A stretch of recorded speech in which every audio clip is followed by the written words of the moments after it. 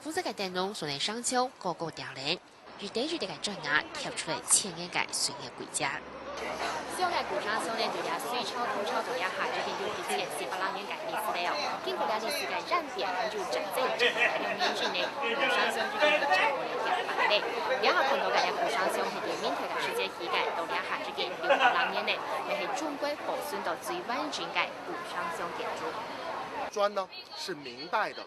在砖的里边呢是土墙，是用陕西的黄土呢加上沙子加上糯米汁混合而制，然后呢用木桩把它打实。西岸挑摆出係冲案，中國歷史學朱清韓通總圖13個王朝都是地理建築，在西岸就當深厚嘅歷史文化，老豐富嘅文物古蹟，日本西岸享有天然歷史博物館嘅好名聲。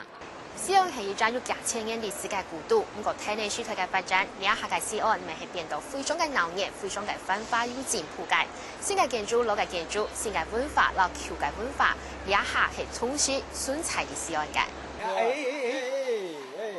1980年，西岸本聯合國教科文組織列作嚟世界歷史名勝，